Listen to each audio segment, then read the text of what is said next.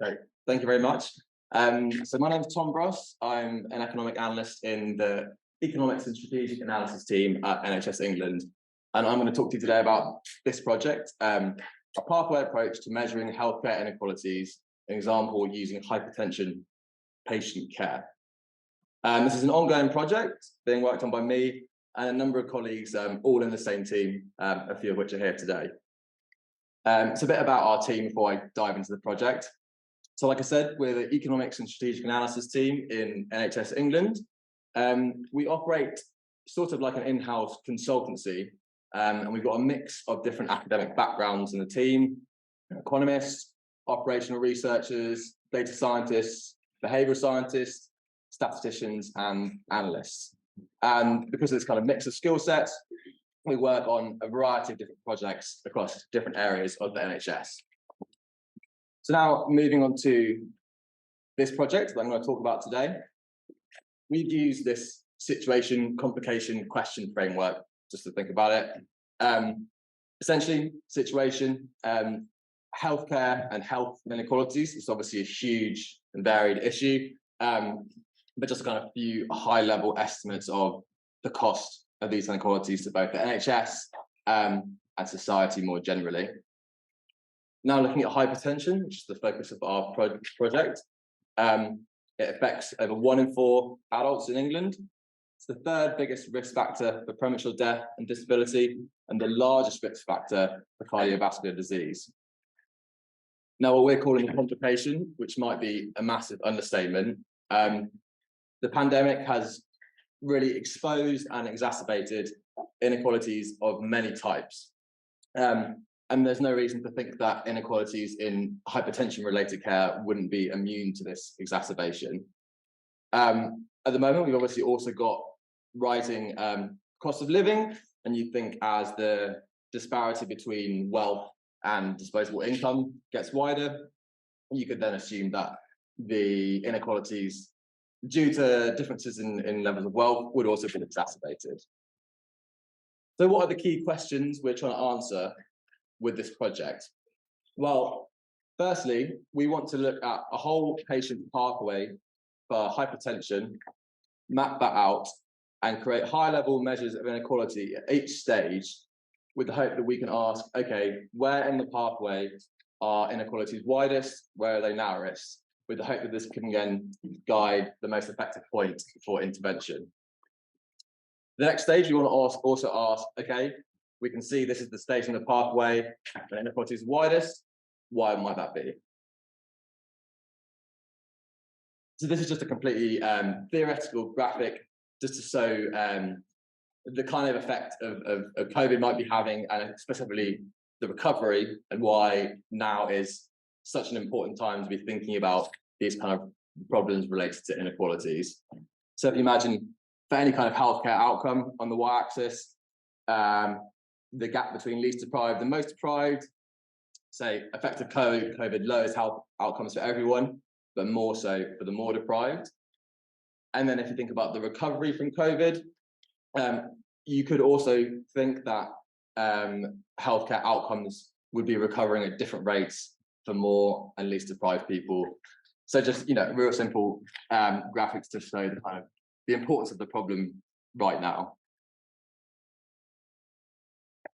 So now kind of moving on to think about this project specifically and why we're suggesting this pathway approach to analysing healthcare inequalities.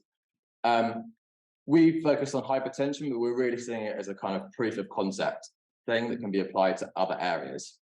So we're saying a pathway approach because, like I said before, we want to try and really identify at which stage in the pathway inequalities widen, so then we can target interventions at the most effective points. Now, health and healthcare inequalities are often attributed to differences in lifestyle factors and really kind of many things that are determined by the structure of our society, I suppose, many of which are well outside the NHS's control. So I guess it could be tempting to think, well, these inequalities exist before anyone even gets to the NHS. Can we do anything about it? But actually, we want to look at, okay, as soon as someone hits the NHS, do these inequalities widen? And if so, where do they widen along their journey within the NHS? So we're aiming to produce kind of consistent and comparable measures of inequalities so we can make that comparison and hopefully guide further investigation and intervention. So we're focusing, like I said, on hypertension, and we're looking at inequalities across deprivation and ethnicity. So why we arrived at this focus, we use this core 20+5 approach, which if you haven't heard of it before, it's a national kind of guideline approach for these kind of inequalities projects. Core 20, because we're talking about the most deprived 20% of the population, identified by the Index of Multiple Deprivation, IMD. The plus, then we could be talking about kind of any different population groups that might be more at risk or prone to inequalities, so say people of certain ethnicity or people with learning disabilities or any other kind of locally decided group. And the 5 of this this name refers to these 5 clinical areas here. And we decided to focus on hypertension, firstly, because of data availability. And also, we're seeing this as a proof of concept, and in kind of mapping out the patient pathway, we thought it was a more straightforward place to start for us to kind of prove the value of this type of project. So, sorry, I think there's a hidden slide actually. Can you come out presenting that? Yeah.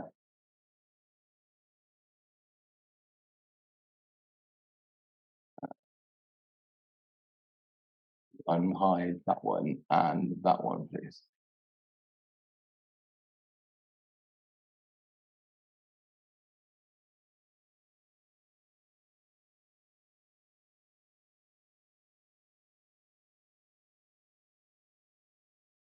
Thank you. Sorry about that. I'm not sure why that happened. So I've been talking about the patient pathway, and this is the kind of high-level pathway that we've mapped out for hypertension. Probably it's kind of stylized approach, but if I take an example patient, let's say they come in with symptoms through routine primary care, their GP then diagnoses them with hypertension. They're in the hypertension diagnosis box. Treatment is made, a treatment plan with the GP.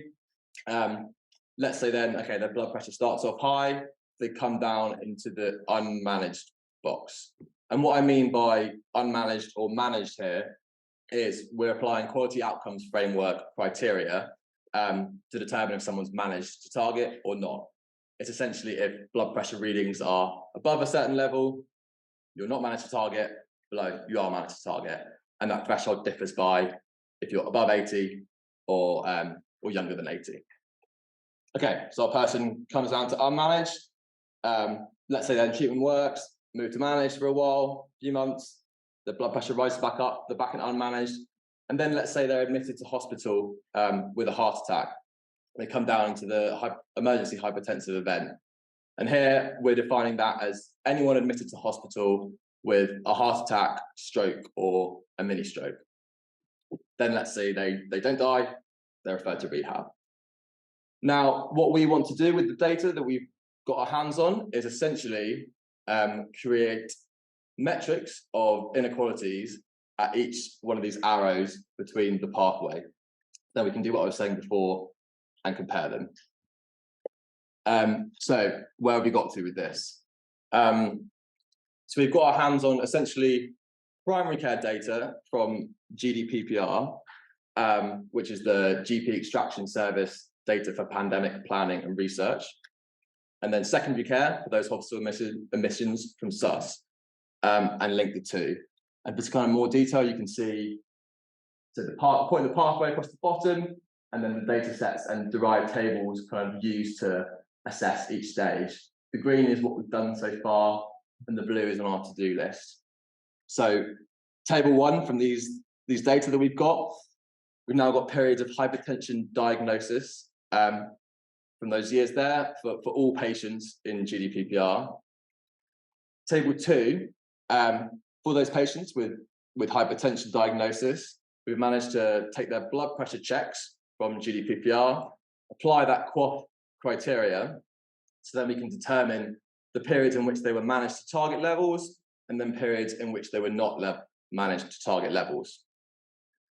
We can take these two tables, we link them to secondary care data from SUS, and it really gives us quite a lot of information. I've got an example at the bottom of one of our linked data sets. You can see kind of usual stuff along the left-hand side, diagnosis category, but then we can see if they were on the hypertension register before the admission, the date of their diagnosis, whether they're managed to those QOF target levels before, when their last blood pressure check was, then their IMD rank and decile, along with their ethnicity, and whether they died in hospital or not. And I think, firstly, it's a really rich data set that we've got here, and it's really useful for this project. But I think some of these things, especially the two tables there, are probably useful for other analytical projects as well. And this kind of linking at a patient level, which is a first step towards a true longitudinal approach for this type of work. And to our knowledge, this is the first time this kind of linking at patient level has been done for inequalities projects on a whole population rather than just a subset. So now I've got some initial results. As I said, this is an ongoing project, so these kind of results are hot off the press and kind of only initial ones. But actually, if I go back first, so I'll talk about our results for deprivation first, and then move on to ethnicity. So the first step is to basically calculate age-adjusted rates of moving from one point in the pathway to the other. So say if we take the arrow from unmanaged to emergency hypertensive events, we're talking about the rate of admissions in those categories that I talked about from the unmanaged group.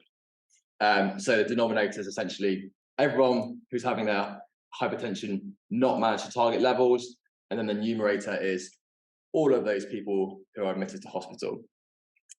So for deprivation, we calculate age-adjusted rates of that movement for each IMD decile. And for ethnicity, we do the same thing, age-adjusted rates for each ethnic group. So that's step one. Then, if you can see those rates that I just talked about, those age-adjusted rates for the same transition in the pathway, so they're not managed admissions, so they're not managed before, and then rates of admission from that group.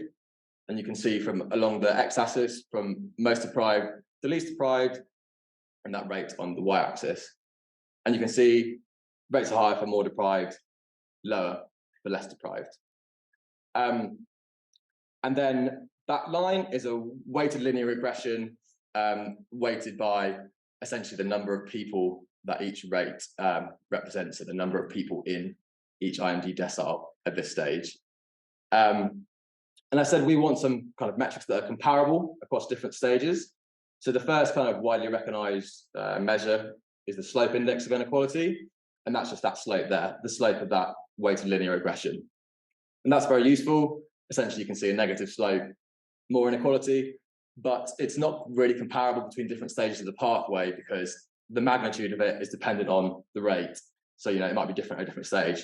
If you multiplied the rate by 5 for everyone, the slope index of inequality is going to be larger, not necessarily that useful when we're comparing. So we use the relative index of inequality, which is essentially that slope divided by the average rate. That way, it's relative, but we can compare across. But essentially, the headline is, for all our stages, we've got it so a negative relative index of inequality, or RII, means more inequality. So, if I show you, what we've got here is we've got the RIIs for 4 years of data, and we've got it across at each stage in our pathway that we've been able to capture so far. And along the y-axis, we've got the RI, we've just reversed it, so we've got from going negative as you go up. As I said before, more negative means more inequality. So I think kind of the first thing, well, there are a few things that jump out at us. the first thing that jumped out to me is, yes, there are a few points in the pathway that are close to zero, so no inequality. But actually, most of these points in the pathway, they are negative, so there is inequality by deprivation. And we can see the highest inequality at this undetected hypertension admissions point. So that's the rates of people admitted with stroke, mini stroke, or heart attack without any diagnosis of hypertension beforehand. And to just give you some kind of context in terms of real numbers, so for the most recent year, that's around 8,000 admissions of that type in the most deprived decile, and under 4,000 in the least deprived decile. The other thing that kind of jumped out at us when we were initially looking through this is there's really very little inequality in the not managed to target phase. So that's whether you have the diagnosis of hypertension, but are you being managed to those target levels or not? So we're not seeing inequality there, but then we do see inequality when you move to both the managed admissions and not managed admissions. So those are rates of admissions from those two groups. You might expect, well, I was certainly expecting kind of to see the inequality from not managed group. But what we're saying is, even if you are managed to target levels, you're still more likely to be admitted to hospital if you're more deprived. So that's kind of our initial findings for deprivation. And now I'm going to move on to talk about ethnicity.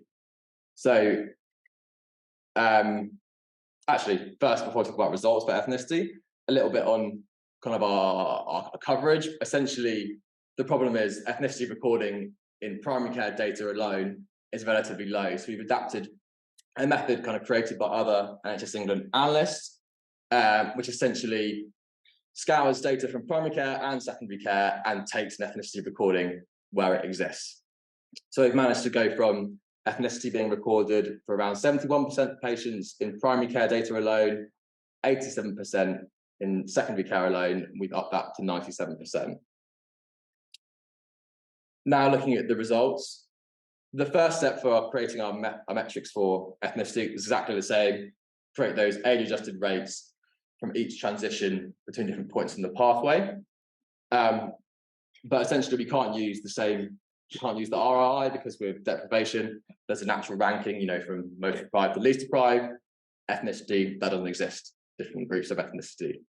So ethnic disparity index, but it's really simple. It's basically that age-adjusted rate for ethnicity I, the one you're interested in, over a reference group, and we picked white British for the reference group. So what that means is if it's under 1, the risk is lower, or the rate is lower for your ethnicity group of interest relative to white British. Over 1 is greater relative to white British.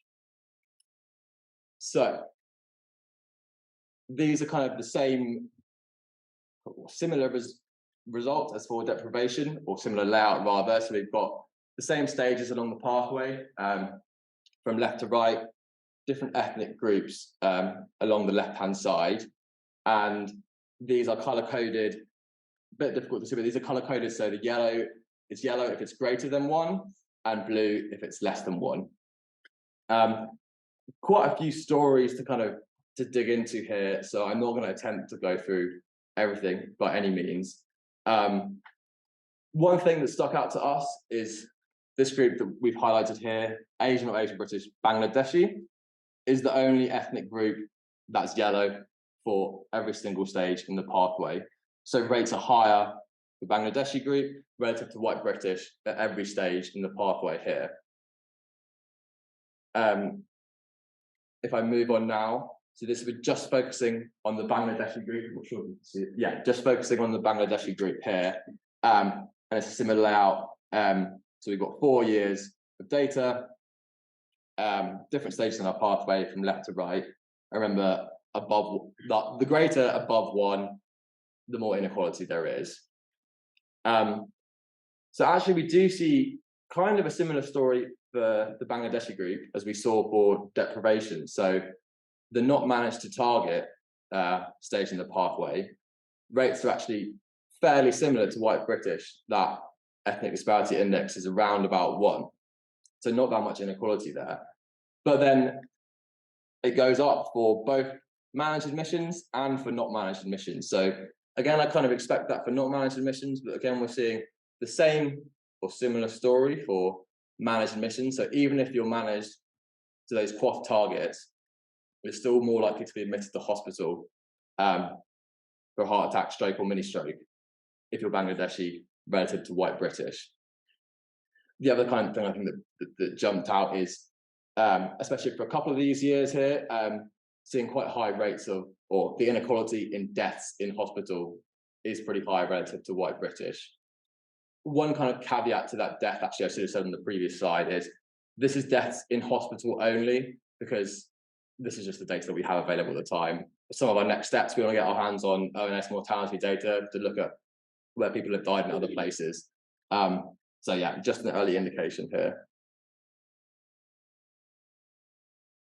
As I said, these are kind of very initial early conclusions, and just at a national level.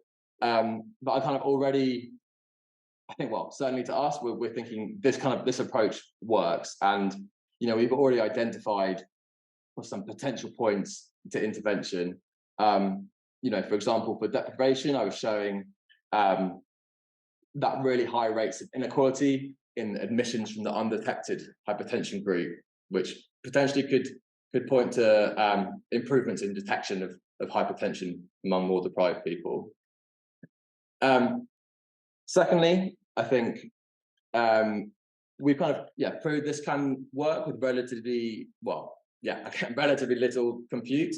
And although kind of we focused on ethnicity and deprivation, there's no reason why this can't be applied to other types of inequalities and certainly to other clinical areas. So our next steps here, firstly, we want to think about further measures. So, think about our approach to confidence intervals, and potentially calculating some other measures, and taking full advantage of our patient level data here. So we can think about doing things like concentration indices. As I mentioned, we also want to get our hands on some further kind of downstream data sets, which will help us essentially complete all those stages in the pathway, so we can get measures at every single stage. So I listed some of those there. These are results at the national level, but we think it's going to be really important to break it down by lower geographies, region, and ICB, because, okay, I'm showing one thing at a national level, but we're aware the picture may be very different at different parts of the country. And also, I think important because we want to be able to give insight at the level at which policy decisions are actually being made. And finally, the next step is to we've already identified a few points in the pathway, maybe more kind of areas that we want to investigate. We want to ask that why question. So we want to ask, okay, we're seeing the inequality is widest here. Why is that happening? Well, I think I finished a little bit early, so thank you very much for listening. Right,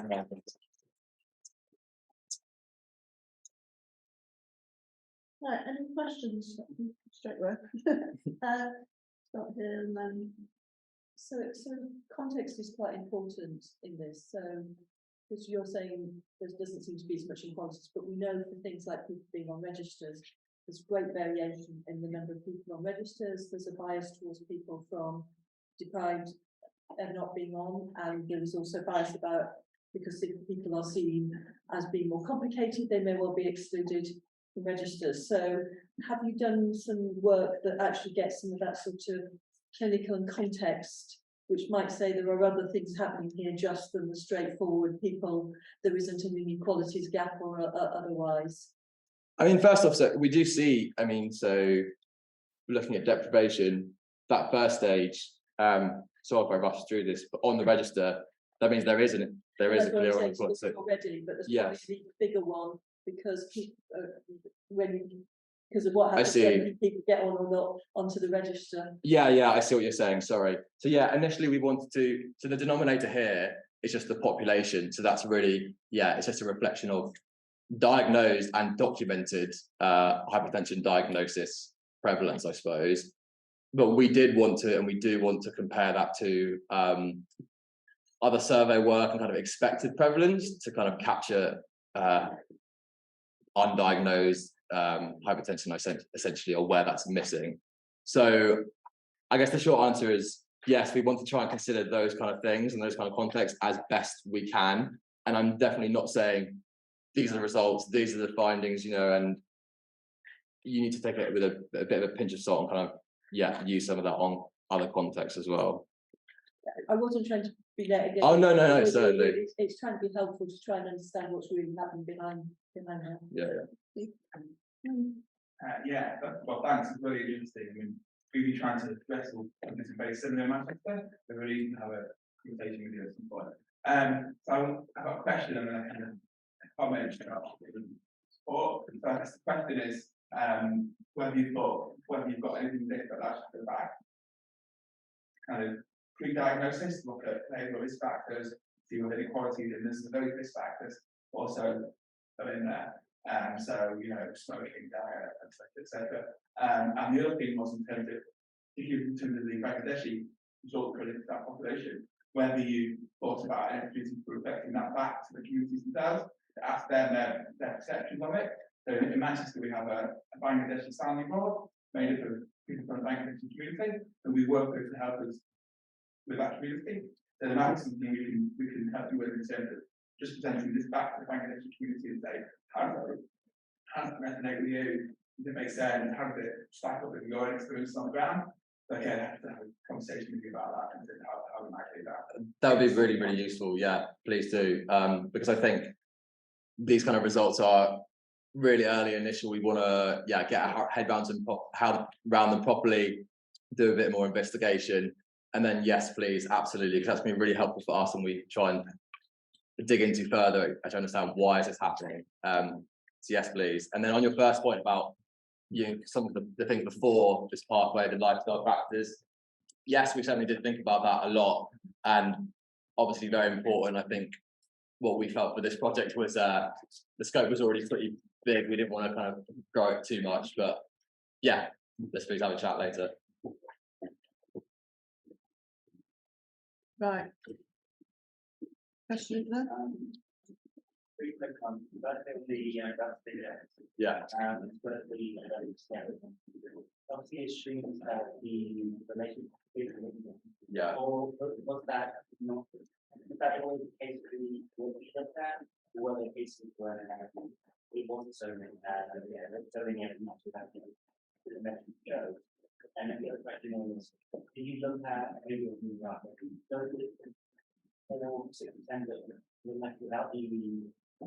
non-ethnicity? Did you look at the healthy world? Yeah, sure. So on the linear question, so I'm going to be completely honest, I haven't had time to look at the relationship or the non-linearity relationship of any.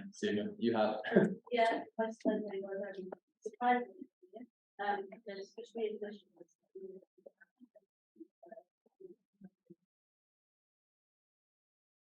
Yeah. More second part again, sorry. But you looked at the unknown, those with unknown ethnicity. Yeah, I mean, we did look at them. Do you remember those results? I have them, but they're kind of in our code and we can do the results out. So these are very important. Yeah, so I think we could report this is there was a lot to squeeze in, and we thought let's leave out unknown for now and then look into it later. Thanks. Thank you very much. What I'm quite struck by is, so we've also done core clinical 5 and also looked at hypertension, but we've taken the problem in totally different ways. So we have kind of got that odds ratio and multiple progression type food and stuff like that. I think what I'm quite interested in building on what you mentioned is actually interesting in quite a few people convening around natural things. So it'd be great if we could have like a half-day workshop or something, so there's all the different hypertension type labs. Actually, what are the different approaches? Because one thing I like is that you straight to you don't know to find those indexes, but not going through them running over it and find the variations to this space and find out. That'd be great to have. That would be really good. Yeah, let's chat after this, because I certainly find like every other meeting I'm in, it's like, oh, someone else is doing something on hypertension or inequalities or something related. So yeah, we'll sort something out.